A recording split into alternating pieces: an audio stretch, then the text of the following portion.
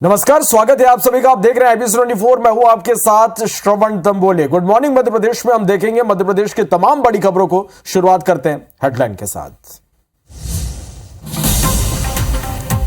MP में मौसम बारिश का दौर जारी। दतिया में ओलावृष्टि से फसल बर्बाद। गृहमंत्री नरोत्तम ने किसानों से की मुलाकात। मंदसौर में भी फसलों को भारी नुकसान।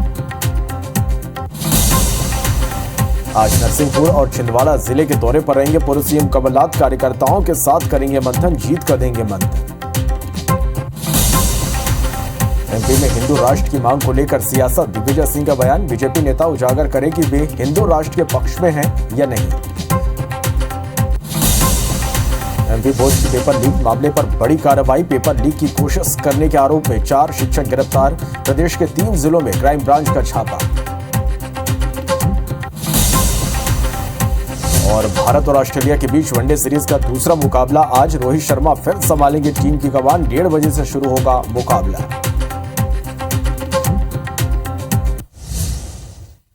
Headline is brought to you by Sri Narayana Hospital, Devendra Nagar, Raipur and Balco Medical Center, Atal Nagar, Nava Raipur.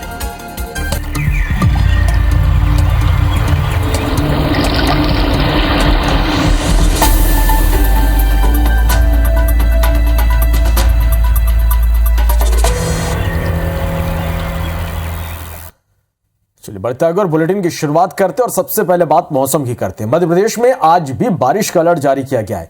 Madhya Pradesh के कई जिलों में बारिश का दौर आज भी जारी है। कई जिलों में बारिश के साथ ओले गिरने का अलर्ट जारी किया गया है। शहडोल संभाग के जिलों के लिए ऑरेंज अलर्ट जारी किया गया है। इसके साथ ही छतरपुर, टीकमगढ़, कटनी, बैतूल में भी ऑरेंज अलर्ट जारी किया गया है। जबलपुर, सागर, रीवा, शहडोल, नर्मदापुरम में भी अलर्ट जारी किया गया है। ग्वालियर और चंबल संभाग के जिलों में भी अलर्ट जारी किया गया है। गरज चमक के साथ तेज हवा चलने का येलो अलर्ट जारी किया गया है। ओले गाज को लेकर मौसम विभाग ने एडवाइजरी जारी की है। इसके साथ ही मध्य प्रदेश में किस तरह से बेमौसम बारिश के मार किसानों पर पड़ी है, ये तस्वीरें आप देख पा रहे हैं। अचानक मौसम का मिजाज मध्य प्रदेश में बदला। प्रदेश के कई जिलों में ओलावृष्टि हुई, साथ ही कई जगह ओले भी गिरे हैं। ओलावृष्टि होने से प्रदेश में गेहूं, चना की फसल खराब हुई है। खराब फसल को लेकर किसान परेशान है। हालांकि शिवराज सरकार ने किसानों को आश्वासन दिया कि उनकी बर्बाद फसल का सरकार मुआवजा देगी। सीएम के आश्वासन के बाद किसानों को हुए नुकसान का आकलन किया जा रहा है।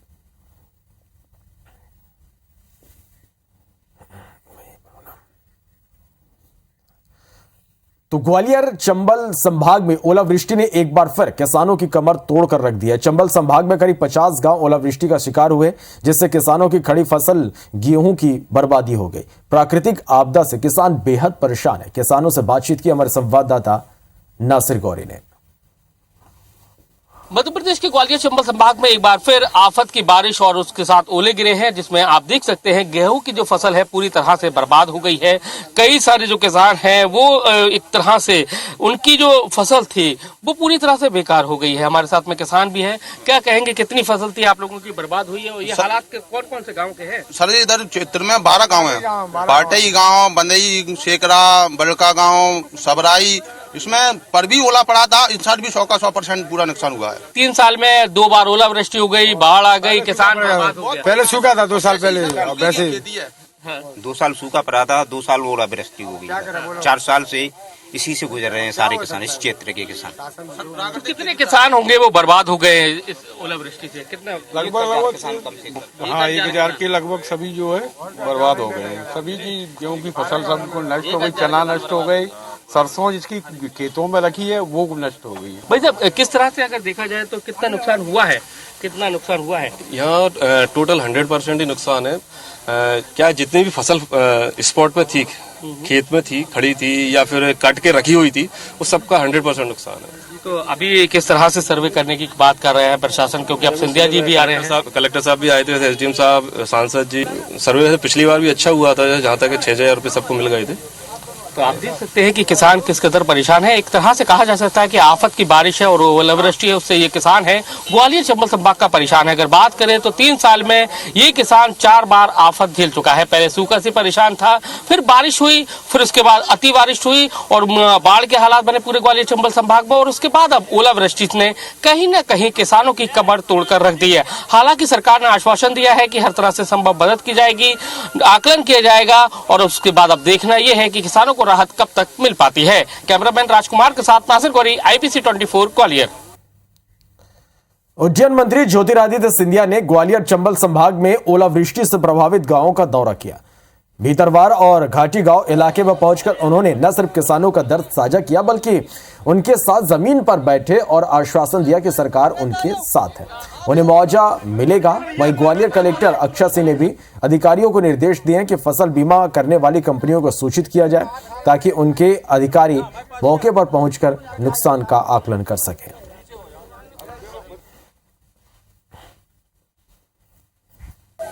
एक दो दिन में सर्वेक्षण हो, जब ठीक मूल्यांकन हो पाए और फिर हमारे अन्नदाताओं के लिए मुआवजा राशि की प्रावधान भी शासन की नीति के आधार पर किया जाए। और उन्होंने देखा कि किसान अन्नदाता है वो परेशान है, तो उन्होंने किसान के अन्नदाता के खेत में आकर उन्होंने खुद मौके पर जायजा लिया कि कितना नुकसान हुआ है। उनको मालूम पड़ा कि यहाँ पर 100% किसानों को नुकसान हुआ है और चने की फसल का भी नुकसान हुआ है, सरसों की फसल का भी नुकसान हुआ है। और उनके प्रयास से हम चाहते हैं कि सर्वे का कार्य 3 दिन के अंदर पूरा होगा और किसानों को उचित मुआवजा और सरकार की ओर से जो भी सहायता होगी वो उनको दी जाएगी। बहुत अच्छा लगा उनकी बातों में और फिर उन्होंने हमारी बात भी सुनी। घड़ी में बिल्कुल सबको कॉन्फिडेंस देना चाहते हैं और हम लोगों का भी कॉन्फिडेंस बहुत बढ़ता है। और अभी केंद्रीय मंत्री जी भी आए, उनकी भी बड़ी चिंता रहती है, तो वो तो लगातार आवश्यकता जैसी होगी वैसे की जाएगी। मध्य प्रदेश की राजधानी भोपाल में H3N2 इन्फ्लुएंजा वायरस का मरीज मिलने के बाद हड़कंप मच गया। रात की बात है कि वायरस से संक्रमित मरीज पूरी तरह से ठीक है और घर में ही उसका इलाज चल रहा है। परिजन बड़ी संख्या में अपने बीमार बच्चों को लेकर अस्पताल पहुंच रहे हैं। हालांकि अभी तक किसी बच्चे के इस वायरस से संक्रमित होने की पुष्टि नहीं हुई, लेकिन दूसरे राज्यों में लगातार मिल रहे इन्फ्लुएंजा वायरस के मामलों ने मध्य प्रदेश के स्वास्थ्य विभाग की चिंता जरूर बढ़ा दी है। घबराने की बिल्कुल बात नहीं है। थोड़ा जब निकले समय पे निकले तो ऐसा भीड़ भाड़ वाले इलाके पे ना जाएं, जहाँ पे भीड़ होती है, एक्सपोज होते हैं बच्चे, एक्सपोज होते हैं जहाँ पे। और जो भीड़ वाले इलाके में जाए तो मास्क ज़रूर लगाएं। मास्क से बहुत है, बार बार हाथ धोएं, डिस्टेंस प्रॉपर मेंटेन करें। और इस बीच भोपाल से बड़ी खबर, जहां पेपर लीक मामले में 4 शिक्षक गिरफ्तार हुए हैं। पेपर लीक करने की कोशिश में 4 शिक्षक गिरफ्तार हुए हैं। जिला प्रशासन की छापेमार कार्रवाई यहां पर हुई। MP बोर्ड की 12वीं केमिस्ट्री की परीक्षा हुई थी। शिक्षकों ने परीक्षा हॉल से पेपर की फोटो वायरल की थी। पेपर वायरल होने के बाद कलेक्टर ने मुस्तैदी दिखाई, कार्रवाई की। छोला इलाके के विद्यासागर स्कूल का यह पूरा मामला है। स्कूल के लेक्चरर पवन सिंह, विश्वनाथ सिंह को गिरफ्तार किया गया। महिला सुपरिटेंडेंट और सहायक सुपरिटेंडेंट गिरफ्तार हुए हैं। छात्रों को नकल कराने के मकसद से इन्होंने फोटो लिया था।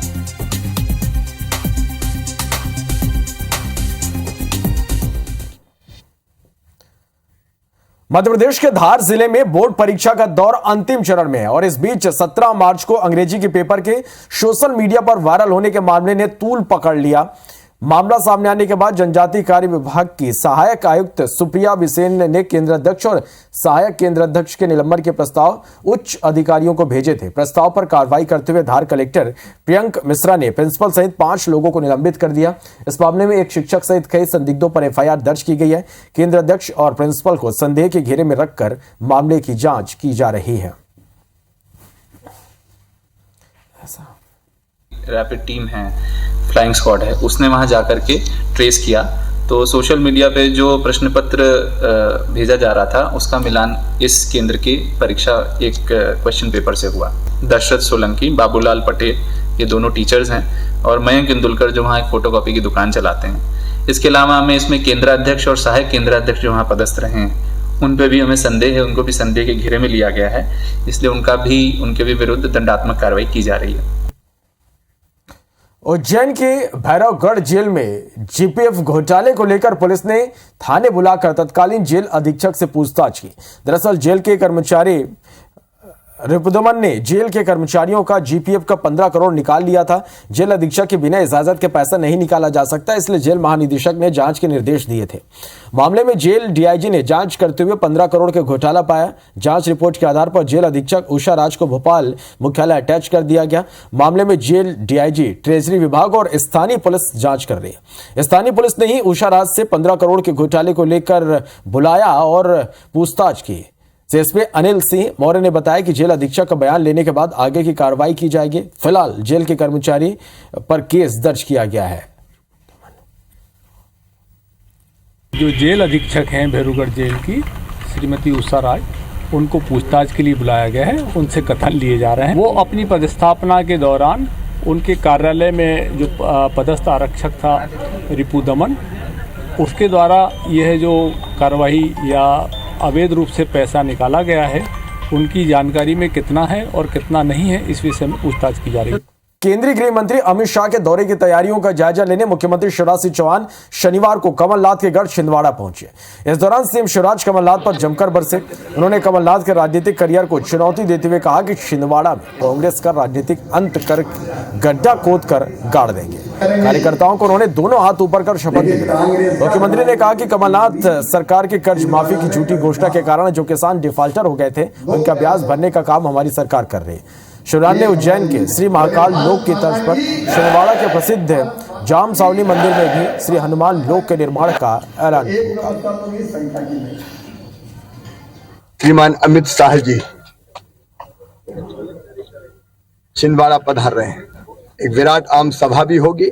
पिछली बार जब छत्रपति शिवाजी महाराज की प्रतिमा का अनावरण हुआ था, कि वो प्रतिमा भी कमलनाथ जी की सरकार ने जैसे बुलडोजर से हटाई थी, उसके सब साक्षी है।